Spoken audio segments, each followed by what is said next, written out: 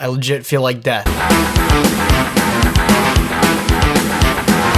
What's up, my Nimrods? It's Gage. I'm coming back at you guys with another episode of this Yu-Gi-Oh card was good? The series where I like to take a look at cards back from the past that somehow actually ended up being good in the meta, despite their effects being astoundingly bad. Today's card we're going to take a look at is Neko Main King, a level 1 Earth Beast effect type monster with 0 attack and 0 defense, with the effect of during your opponent's turn, when this card in your possession is sent to your graveyard by an opponent's card effect, it becomes the end phase of their turn. Just to lay it out for you guys, because I didn't actually know this for a while, but possession means literally anywhere. It could be your deck, hand, field, anywhere. When it's sent to the graveyard by an opponent's card effect, that's also a very important line of text, from anywhere, becomes the end of your opponent's turn. So flat out, this card is just really difficult to pop off, but it does something great when it does happen. When it's sent to the graveyard in your possession, ends your opponent's turn completely. That's wild. That's great if it's in the beginning of your opponent's main phase 1.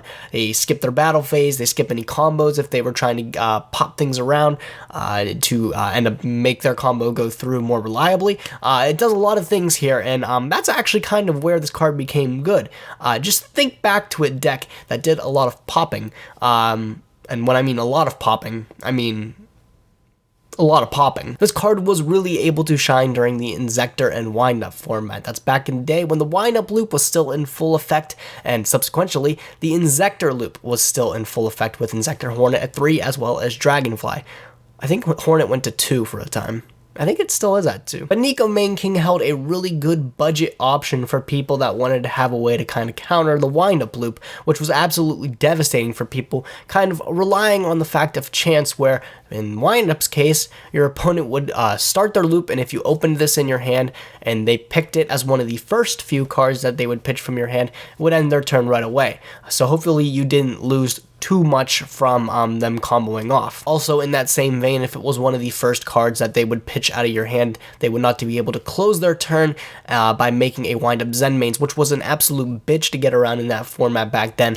They would not be able to make that card because it would end their turn right away, so they'd be stuck with a wind-up, not even a wind-up Zen Mains, because they pop it off. They'd be stuck with a rat or something in defense position.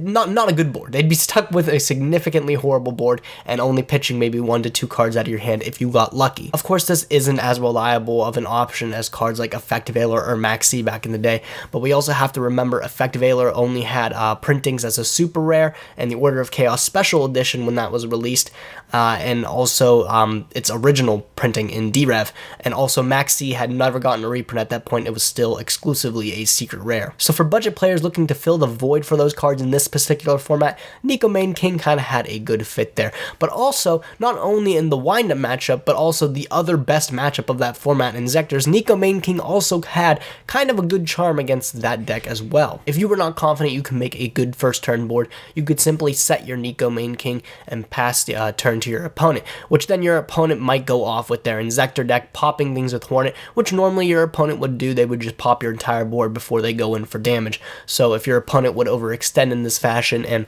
pop your Neko Main King with their Inzektor Hornet, it would flat out stop their turn right there. And that was also a really huge application of the card. I believe cards like Snowman Eater were still actually rather played then, so popping a face down monster was actually kind of a good idea in the most sense. And also Raiko came around to be a good card when Chaos Dragons were released later in the format. So set monsters that actually had flip effects were, yes, surprisingly a thing back then. So Neko Main King kind of disguised itself as something like that, and a threat that should probably be removed from the board rather than being poked into by battle. So kind of had that little charm there, and Inzektors kind of took the route of just popping it, which was, if we played Neko Main King, a huge mistake. That is the extent of the use of the card that I know of, but there's also some people that say this was played back in Dark World format when Dark Worlds were at their peak, and Dark World Dealings was a great card back then. I believe Neko Main King, if your opponent activated Dark World Dealings, draw a card, you pitch Neko Main King, say goodbye to their turn. I think that's the application. That's what I drew from it when somebody said it was played against Dark Worlds. If I'm wrong, let me know below, but I'm pretty sure that's good enough to play the card. That's all, folks. Thank you guys for watching the video. If you guys liked the video, be sure to like the video, thumb the video, how much you enjoyed the video. Pack winner, that's you. Shoot me a PM. If you don't live in the US, do not shoot me a PM. I cannot ship your pack overseas. I apologize for like, I may think it's been like a week or two hiatus. I feel like garbage, honestly. I caught a really bad flu or some type of cold or something. I just haven't been feeling the greatest lately. You can probably still hear it. Nevertheless, we're back at it, uploading regularly. Just expect more content. I apologize for not notifying people. But yeah, I just got really ill and I wasn't feeling it. Sure to like, comment, and subscribe for more Yu-Gi-Oh content. And that being said, I will catch you guys next video. Thanks for watching, guys. Nim signing out.